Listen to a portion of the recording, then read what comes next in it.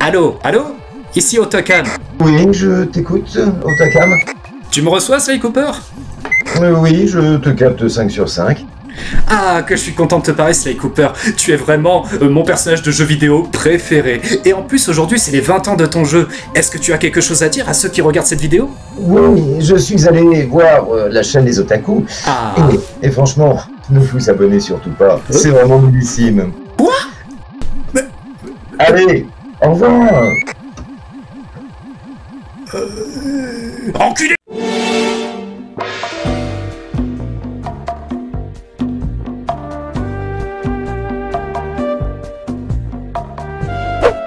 Salut à tous, c'est Otakam, et aujourd'hui c'est un jour exceptionnel, il s'agit des 20 ans de Sly Cooper, ma saga de jeux vidéo préférée. Aujourd'hui j'ai un invité exceptionnel, puisqu'il s'agit de Cédric Dumont, celui qui fait la voix française de Sly Cooper. Mais juste avant de l'interviewer, pour ceux qui connaîtraient pas l'histoire de Sly Cooper, je vais juste vous faire un petit résumé. Si vous connaissez déjà l'histoire, vous pouvez zapper à ce moment-là de la vidéo, sinon si vous connaissez pas, je vous conseille d'écouter.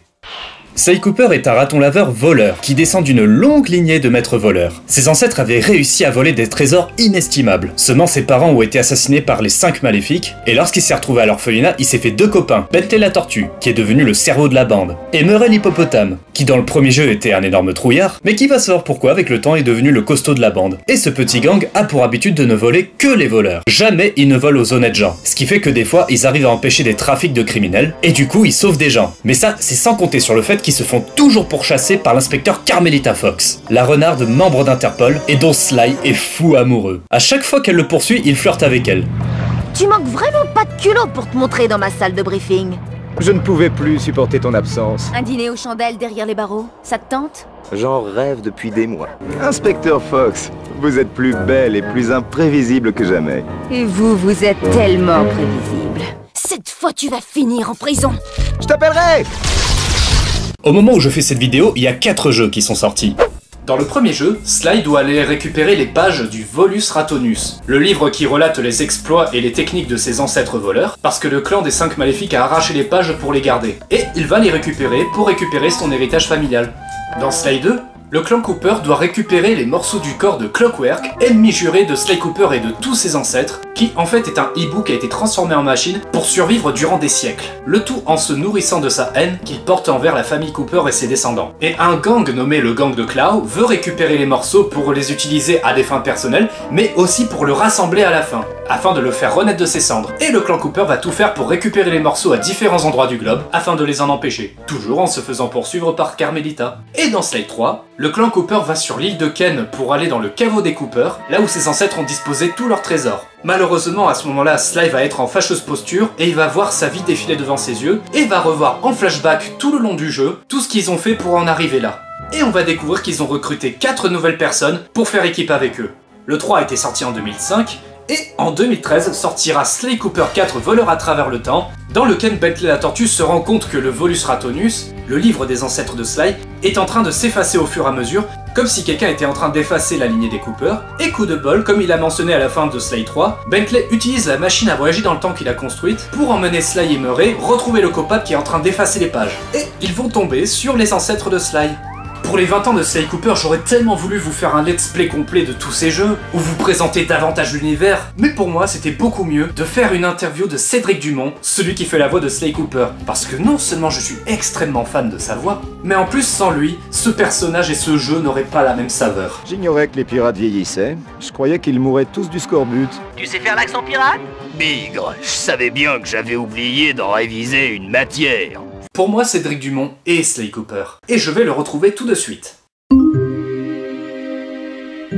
Et voilà, je me retrouve avec Cédric Dumont. Bonjour Cédric, comment tu vas? Salut, eh ben, écoute, ça va bien et je te remercie de m'avoir contacté, c'est sympa. Alors, je rappelle pour les personnes qui te connaîtraient pas, Cédric Dumont, donc tu es comédien et tu as fait énormément de doublages. Tu as doublé notamment beaucoup d'acteurs en chair et en os, dont certains comme par exemple Paul Rudd, Jason Biggs, mais aussi Simon Pegg dans les films Mission Impossible et Star Trek. N'empêche, tu as quand même fait aussi des personnages qui sont tout simplement emblématiques. Dans Spider-Man 3, tu as fait la voix de Eddie Brock, Venom entre autres. Tu as aussi fait dans la série Malcolm Francis, le grand frère. Est-ce que tu t'en rappelles de ça? Oui, je m'en souviens bien. Il y a aussi un truc qui a une énorme communauté de fans, c'est la série Sherlock avec Benedict Cumberbatch. Tu fais la voix de Moriarty dedans. Ouais. Il était bien allumé d'ailleurs quand je l'ai entendu, je me suis dit mais qu'est-ce que je vais faire là-dessus. C'est vrai. Le mec c'est tellement barré ce qui fait que qu'est-ce que je vais faire. Donc j'ai essayé de faire pareil. Mais oui, Moriarty est un personnage qui part dans tous les sens et tu te dis mais qu'est-ce qu'il fait? Est-ce que j'ai loupé un épisode? Qu'est-ce qui se passe? C'est ça, je me suis dit la même chose en tant que comédien. Je me suis dit qu'est-ce qui se passe? Il a loupé un épisode. Mais en fait il est super, il est génial et il est très marquant. Ouais. Et aussi, comme autre personnage emblématique, dans la saga Le Hobbit, tu as fait Bard l'archer, celui qui tue Smaug le dragon. Ouais. En ce qui concerne Disney, tu aurais fait dans Le Roi Lion 2, Kovu adulte. Il s'agit, je le rappelle, du fils de Scar.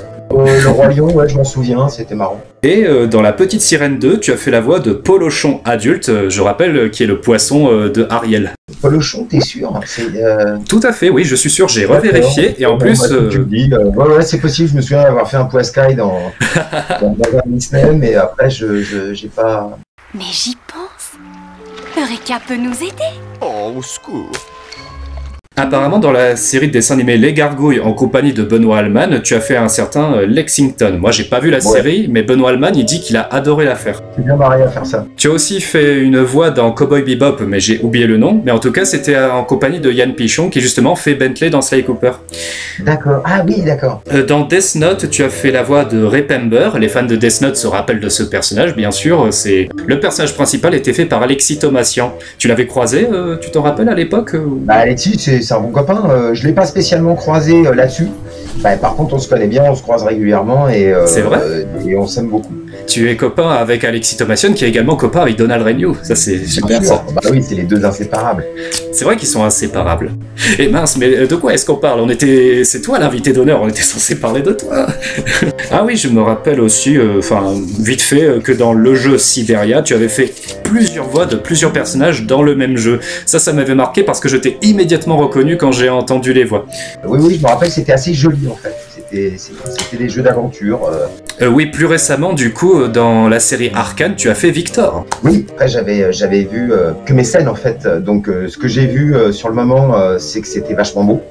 J'ai vu les dessins, l'animation, j'ai fait waouh, c'est vraiment magnifique. Après, comme c'était un produit dérivé League of Legends, je me méfie un petit peu du contenu, donc je me suis pas précipité pour le voir.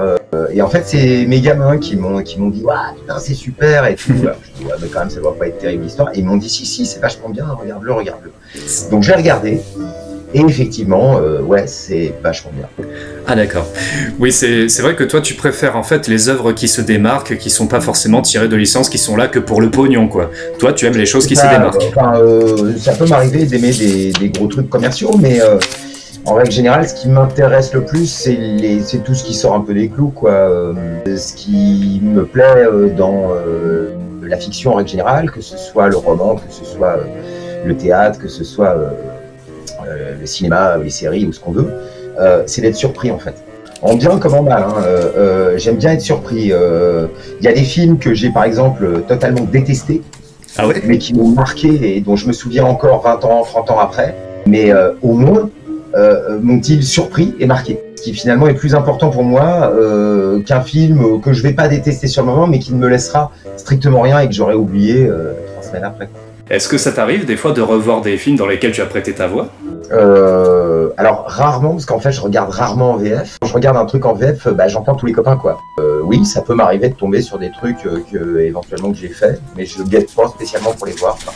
Et il m'arrive même de tomber sur des trucs où tout d'un coup je reconnais ma voix, mais je ne me souviens pas l'avoir fait. Des fois ça va vite, au sens où j'arrive, je fais mon truc, et puis je repars parce que j'ai autre chose ailleurs, etc. Et si je n'ai pas la curiosité de regarder sur le contrat ce que je viens de faire, oui, je ne sais même pas ce que j'ai fait. Mais c'est pour ça, ça me fait marrer, ils nous font signer des bottins, des trucs de confidentialité, alors qu'en fait, je sais même pas ce que j'ai fait. Quoi. Oui, donc toi, tu es fiable niveau discrétion. Ah, je suis très très fiable, il n'y a pas beaucoup d'infos qui sortent. Maintenant, je rappelle dans ta carrière sur Sly Cooper tout ce que tu as fait. Donc déjà, Sly Cooper, il faut savoir qu'il y a eu plusieurs jeux de la licence, 4 au total. Donc le premier, intitulé Sly Raccoon. Oui, ça s'appelle pas Sly Cooper, mais Sly Raccoon. Le deuxième, Sly 2, Association de voleurs. Suivi de Sly 3, Honneur parmi les voleurs, en français. Le tout a été bien sûr réuni dans une trilogie HD, ressortie sur PS3, parce qu'à la base c'est un jeu PS2, mais aussi sur PS Vita. Tous ces jeux-là sont sortis de 2002 jusqu'à 2005. Et la trilogie elle-même a été ressortie en 2010. Et elle a eu le droit à une suite en 2013, de Sly Cooper, Voleur à travers le temps, le quatrième du nom. Mais Sly Cooper n'est pas apparu que dans la saga Sly, il est aussi apparu dans 2 autres jeux. PlayStation Move Heroes, en compagnie dedans de Ratchet & Clank et Jak and Daxter. C'est une succession de mini-jeux que j'ai trouvé assez minable, mais je l'ai acheté parce qu'il y a toi dedans, il y a Sly. Et c'était moi qui l'avais fait, il y avait ma voix dedans. Oui, c'est ça qui m'a surpris de te revoir dans ce jeu après... Attention, Sly, cette chambre forte est très protégée. Ils verront bien que leur sécurité ne sert à rien quand on aura récupéré l'un de nos plus gros atouts.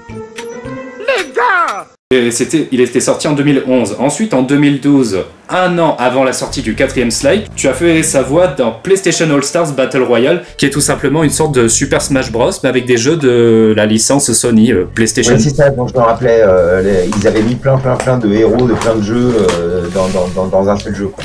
Ça me rappelle la licence qu'avait fait Stallone avec tous les mecs de tous les films d'action, là, je sais plus comment ça s'appelait. La licence.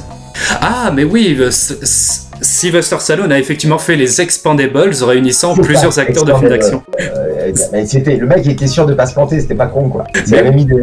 Mais oui, c'est ça, c'est comme Smash Bros, c'est comme Expendables, et c'est aussi un petit peu comme Roger Rabbit aussi, qui réunit des personnages des Looney Tunes et de Disney.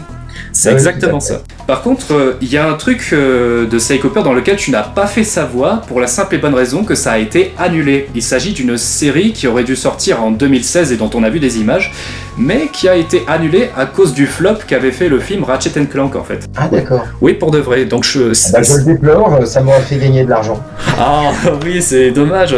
Moi j'attendais que ça, mais tu n'étais pas au courant du coup qu'il y avait... Bah voilà, je te l'apprends. Non, j'avoue, j'ai pas suivi du tout. Et donc du coup, en fait, si je comprends bien, moi en tant que fan, je dois sans doute m'y connaître beaucoup plus que toi sur l'actualité du jeu, tout ce qui se fait autour. Sûr et certain. Les fans sont ceux qui en savent le plus, puisque vous allez creuser tout, aussi bien dans les techniques, distribution, machin. Ouais, a priori, c'est vous les experts. Hein.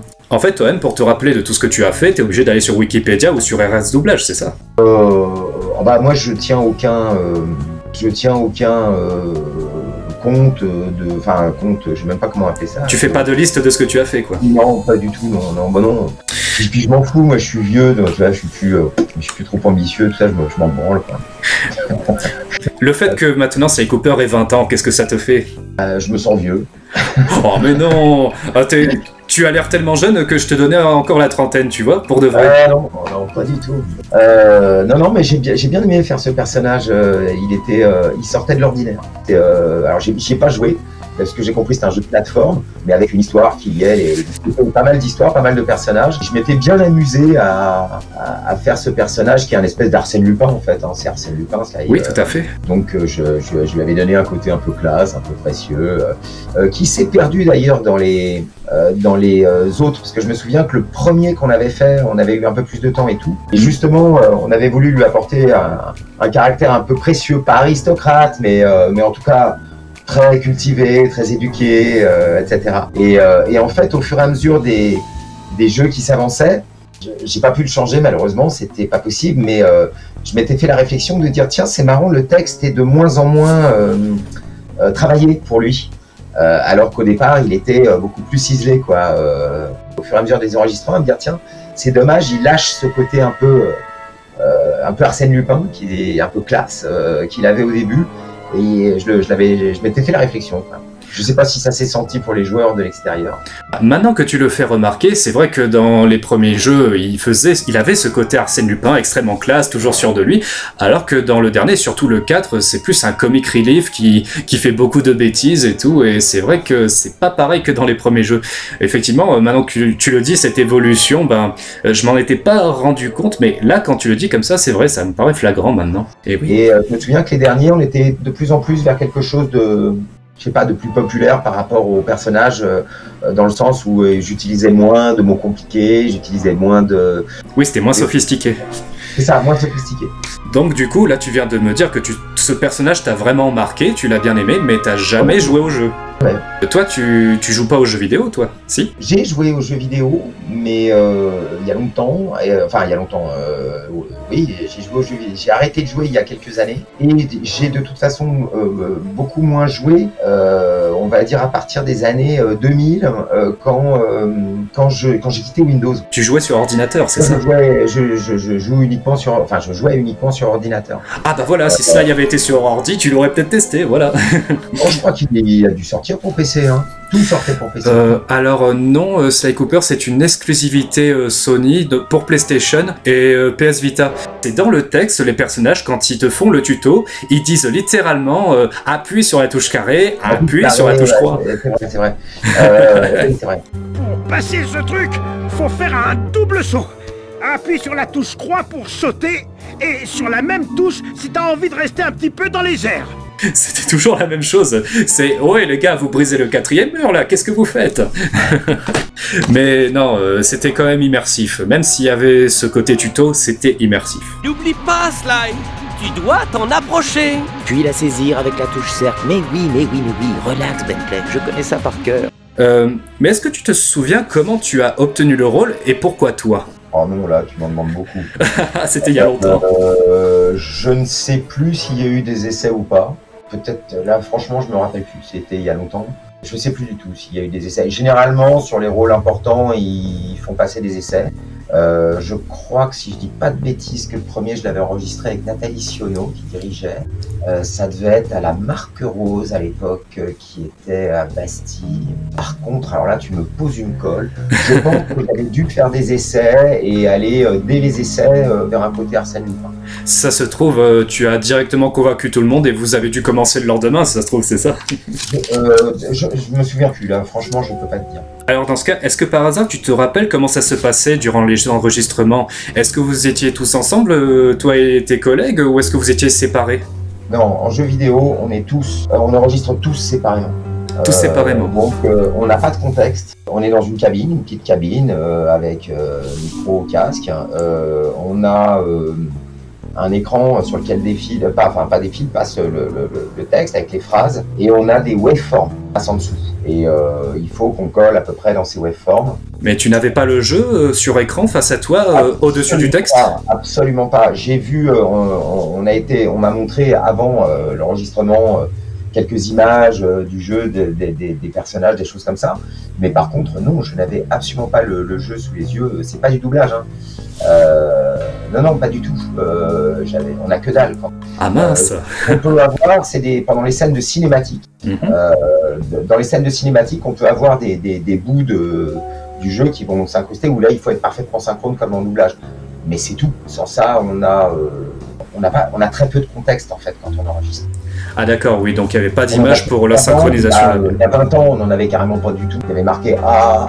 Je ne sais pas ce qu'il crie, alors est-ce qu'il se fait mal, est-ce qu'il tombe, est-ce qu'il saute, est-ce qu'il prend une balle, est-ce qu'il rigole. Oh là là, mais... Ça a été comme ça, ouais. Il y a longtemps, il y a 20-30 ans, c'était n'importe quoi. Les enregistrements, on espérait pas être à côté, quoi. Oui, est-ce que tu te rappelles si ça prenait longtemps pour enregistrer un jeu Sly? En fait, ça dépend de la quantité de texte. Alors là, tu me poses une colle. Je crois qu'il y avait 2 séances. Ça devait être soit une grosse séance, soit deux séances. Enfin, en même temps, je m'en souviens bien, donc on a dû travailler dessus pas mal. Peut-être que c'était 2 ou 3 séances à chaque fois. Ça devait durer toute la journée à chaque séance, non? Oui, probablement. Mais le pire, ça devait être ton collègue Yann Pichon qui fait la voix de Bentley. Comme c'est le personnage qui a le plus de texte et qui en plus explique le plus de choses, lui, il avait dû faire 2 fois plus de texte que toi. Tu devais tant mieux pour lui, il a dû être mieux payé. Ah bah c'est tant mieux, je l'espère pour lui, mais du coup il devait rester jusqu'à minuit, lui, c'est pas possible.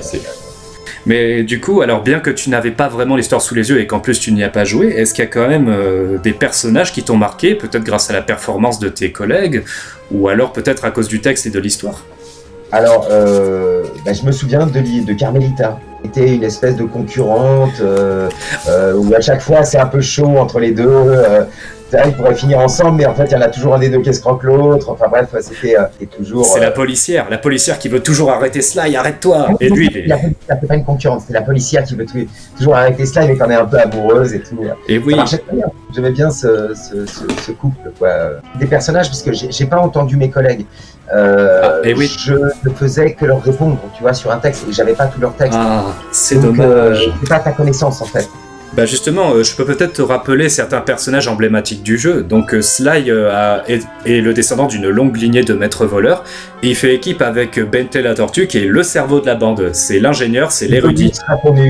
Ça y est, je me rappelle. Oui, ils ont aussi avec lui celui qu'ils considèrent comme leur frère, vu que c'est 3 orphelins qui se sont rencontrés dans un orphelinat, Murray l'hippopotame, qui est d'ailleurs doublé par Gilbert Lévy, connu pour avoir fait des voix dans Les Simpsons et dans South Park aussi. Oui, il est excellent. Ouais. Et donc Carmelita est faite par Laura Blanc, qui a fait plein d'actrices dans sa carrière. On est très copains aussi. Et vous êtes toujours copains? Ah bah ça c'est drôle ça. Oui. Je la connaissais aussi pour avoir fait Electra dans le film Daredevil. Est-ce que tu te rappelles du personnage de Dimitri? Dimitri, l'iguane fan de disco, qui est un boss dans Sly 2 et qui revient aussi dans Sly 3. C'est méchant Dimitri, non? Jacques Boiniche qui fait sa voix. Boiniche? Oui. Ah, c'est super, j'adore Boiniche. Oui, le personnage, c'est un peu un méchant, non? Dans le 2, oui, c'est un boss qu'on affronte dans Paris parce qu'il fabrique de la fausse monnaie et détient des morceaux du corps de Clockwerk, ennemi juré de Sly. Et dans Sly 3, on le retrouve parce qu'ils vont faire équipe avec lui en fait. C'est ça. Je dis, j'ai pas joué au jeu et j'ai pas entendu tout, donc c'est des souvenirs de texte en fait que j'ai. Tu ne te rappelles pas de d'autres personnages avec qui Sly a parlé dans le jeu? Non. Et si je te dis Panda King, ça te rappelle quelque chose? Le dessin animé de DreamWorks? Ah non, ça c'est Kung Fu Panda. Comme il n'interagit pas beaucoup avec Sly, tu ne dois pas te souvenir de lui, c'est normal. Non, je me souviens vaguement du nom que j'ai dû voir passer, mais voilà. Aucun problème. Et pour être franc, je m'y attendais puisqu'il y a beaucoup de comédiens qui disent qu'ils se rappellent pas de tout ce qu'ils ont fait. Par contre, je tiens à le clamer haut et fort, non, Kung Fu Panda n'existait pas avant Panda King. C'est Panda King qui existait d'abord dans Sly Cooper, c'est DreamWorks qui a copié Sly Cooper. Voilà, je le clame haut et fort. La vérité, Maintenant, des questions un peu plus centrées sur toi, Cédric. Est-ce qu'on t'a beaucoup fait d'interviews sur ta carrière? Et si oui, est-ce qu'on t'en a fait déjà sur Sly Cooper? Alors, sur Sly Cooper, jamais. Jamais? Je suis le premier? Tu es le premier. Ouais, je suis tellement content. Sur moi ou ma carrière, ça a pu arriver une fois ou deux. Oui, c'est déjà arrivé. Mais c'est pas non plus quelque chose d'usuel. Ah bah alors dans ce cas, pourquoi m'avoir accordé cette interview si tu n'en accordes jamais? Tu tombais bien. Ah, je t'en veux dire, ah bah c'est super. Non, mais c'était, voilà, parce que j'ai trouvé ton message sympathique, que j'aime bien Sly Cooper, qui est un jeu pour lequel j'ai bien aimé faire, et que ça me fait plaisir que des gens aient bien apprécié tout l'univers de Sly et tout, auquel j'ai pu tomber dans un moment où c'était possible, où j'étais dispo, voilà. Ah d'accord. Si j'avais été dans le rush à un autre moment, peut-être que je t'aurais pas répondu, j'en sais rien, mais t'es bien tombé. Enfin, pile poil pour les 20 ans de Sly Cooper, ça tombe super bien. C'est aussi ce que tu me disais dans ton message, c'est les 20 ans de Sly, machin. Je dis bah oui, bien sûr, je vais pas faire ça. Et enfin, j'ai une toute dernière question. Dans le monde du doublage, est-ce qu'il y a des comédiens dont tu apprécies particulièrement la voix, même si tu me dis que tu regardes plus souvent en VO qu'en VF? Est-ce qu'il y a des comédiens dont tu apprécies la voix, ou peut-être que tu apprécies personnellement? Énormément, tu en as cité quelques-uns, mais je pourrais même pas t'en citer tellement il y en a. C'est-à-dire, tu vois, j'ai une avalanche de noms. Il faudrait que je fasse une liste, tu vois, et même une liste, j'aurais du mal à la faire, quoi, tellement il y a de noms. Oui, il y a plein de gens qui sont doués, qui font des trucs bien. Voilà, alors après, si tu me demandes quelles sont pour moi les super belles voix du métier, au sens, quand j'entends la voix, ça me fait quelque chose, bah, il y en a qui sont plus là. Oh. Moi, j'adorais la voix de Mark Alphos. Mark Alphos, oui, qui d'ailleurs a fait des voix dans Sly Cooper. Cooper, non, tu dois être Sly Cooper, le nouveau gardien de la serpe. J'ai tant attendu ce moment. Ce caveau appartient à la famille Cooper. Vous êtes en tort. Non, petit naïf, tu es en tort. Et si on s'envoyait des vannes d'abord, espèce de viande babouinesque? Toi, t'es écervelé, à poil long, un pet de baleine. C'était pas trop mal, mais tu es verdâtre, désarticulé, un parasite. Et il avait fait notamment, enfin voilà, j'adorais, il avait une super belle voix qui me faisait craquer. Et oui. Mais malheureusement, il est mort. Donc Oui, moi je le connaissais pour la voix de Monsieur Indestructible, justement. oui, il est grandiose. Après, il y en a plein, voilà, il y a plein de gens que j'adore, qui ont des super voix et des super interprétations. Emmanuel Giacomi, chez les nanas aussi, il y en a plein qui sont formidables, même encore plus que les mecs. Enfin voilà. Il y en a trop pour les citer. Oui, enfin après ça reste un métier de l'ombre, hein. Il faut pas qu'on prenne le pas sur l'image. Donc pour moi l'idéal quand tu fais ce boulot, c'est qu'on te reconnaisse pas d'un truc à l'autre. Bon évidemment c'est impossible parce qu'on a un timbre de voix et qu'au bout d'un moment, à force de 30 ans, les gens te reconnaissent. Mais cela dit, moi j'aime vraiment bien changer le plus possible ma voix pour qu'on me reconnaisse pas, quoi. Les enfants, je vous ai déjà dit de ne pas jouer water polo chaud dans les rochers. Pardon, papa. Ah, les gamins. Tu t'adaptes au rôle pour être le personnage. Moi, je trouve que tu le fais très bien en général. C'est ma voix, hein. Oui, c'est vrai que je trouve ça un peu dommage quand ils font appel à des célébrités pour faire du doublage, juste parce que c'est des célébrités et pas parce que ça colle au personnage. Moi, je trouve ça un peu dommage. Alors ça dépend. C'est dommage quand ça n'est qu'un argument commercial qui va pas être soutenu par une vraie raison pour mettre cette personne sur ce rôle. Et ça, oui, tout à fait. bête. D'ailleurs, des fois, ils peuvent tuer des trucs en faisant ça. Par contre, il y a des fois où c'est vraiment extrêmement bien réussi. Je sais pas, je pense à Elie Shemoun, par exemple, dans L'Âge de glace. Dans L'Âge de glace, il est juste génial. Je Mais n'imagine personne d'autre. Ah oui, il est parfait. Voilà, et de temps en temps, il y a des ce qu'ils appellent les star talents, les gens connus quoi, qui viennent faire un doublage, etc. Pourquoi pas? Enfin, je veux dire, ils ont du talent, il n'y a aucune raison. Ouais, pourquoi pas? Oui, des fois ça peut marcher. C'est souvent un argument commercial, alors que effectivement, ça devrait d'abord être un argument artistique.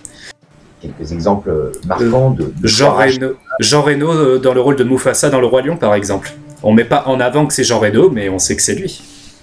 Alors j'ai pas vu, mais c'est fort probable. Moi je l'ai adoré dans Porco Rosso. Oui, Porco Rosso, oui. D'ailleurs, les Japonais là-bas, ils adorent le fait que ça soit lui qui ait fait la voix de Porco Rosso. Alors je suis pas forcément un grand fan de Jean Reno, mais dans Porco Rosso, j'ai adoré ce qu'il a fait. Il apporte une espèce de tranquillité, de quelque chose de très intéressant par rapport au film. Là, pour le coup, c'est super quoi d'avoir eu Reno sur ce rôle. Écoute, voilà.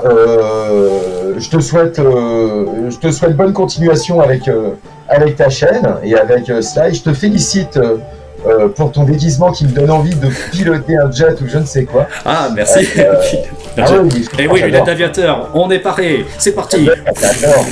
Tu sais, moi je suis motard et j'adorerais voir ça en moto, quoi. Je savais pas que t'étais motard, ça alors. Oui, enfin, vieux motard que jamais. Vieux motard que jamais.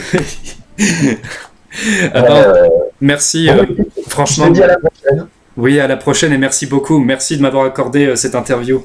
Je t'en prie. Bonne continuation. Salut. Salut. Là, je viens de terminer l'interview de Sly Cooper, je tenais juste à rajouter, franchement, Cédric Dumont, c'est quelqu'un de vachement sympa. Quand je lui ai parlé, je me sentais tellement nul, mais tellement nul, j'avais le trac, c'est incroyable, mais j'étais nul, je me sentais nul. Et maintenant qu'on a fait cette interview, je suis tellement content, je crois que là, je réalise pas encore ce qui vient de se passer. Vous vous rendez pas compte de ce que ça représente pour moi? Vous voyez, il y en a qui sont fans de chanteurs, d'autres sont fans d'un certain acteur, et ben moi, je suis fan des comédiens qui font du doublage, et Cédric Dumont fait partie de mes voix préférées. Je pensais pas qu'un jour j'aurais l'occasion de lui parler. Du coup, Cédric Dumont, merci pour ce moment passé avec toi, c'était vachement sympa, j'espère que ça n'a pas été trop long pour toi. Quant aux autres, n'écoutez surtout pas ce que Sly Cooper a dit, abonnez-vous à ma chaîne, abonnez-vous, c'est un ordre. Et puis j'espère que cette vidéo vous aura plu, voilà. Et je sais pas ce que vous voulez faire là maintenant tout de suite, bah si vous connaissez pas Sly Cooper, ben franchement, allez regarder des let's play sur YouTube, il en existe. Je sais pas si moi j'en ferai un jour, mais ça serait vraiment super, seulement là pour l'instant j'ai pas encore le matériel qu'il faut pour enregistrer. Et pendant que vous partez, moi je vais faire un unboxing. J'ai reçu la figurine pop de Sly Cooper à Noël dernier. Je ne l'ai jamais ouverte, j'attendais l'occasion des 20 ans de Sly Cooper pour ça. Et qu'est-ce qu'il y a à l'intérieur de la boîte? Oh, une figurine pop de Sly Cooper. Alors ça va, je sais qu'on le savait déjà. Oh, n'est-elle pas magnifique? Regardez si je la tourne. Avouez que vous êtes jaloux. Avouez, avouez.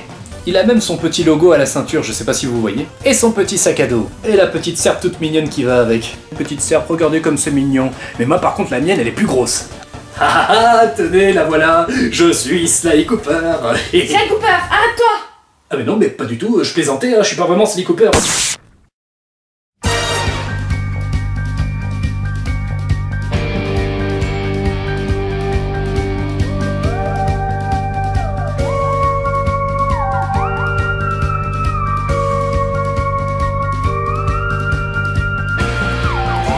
Sur la chaîne Les Otaku. Et franchement, ne vous abonnez surtout pas. C'est vraiment nullissime. Quoi? Allez, je dois y aller. Au revoir. Mais... Enculé. Et ça te fait rire si à la fin je dis enculé ou tu préfères que je dise un truc plus poli? Peut-être que tu veux que j'évite les mots. Non, ça ne me donne pas. Je le dis énormément en ce moment et quand les gens le prennent mal, je dis mais c'est pas une insulte, c'est un conseil. Bah oui. Je fais, mais c'est pas une insulte, c'est un conseil. Bah oui, faut faire des expériences dans la vie. Les gars, parce que si tu le prends trop mal, je t'attaque pour homophobie.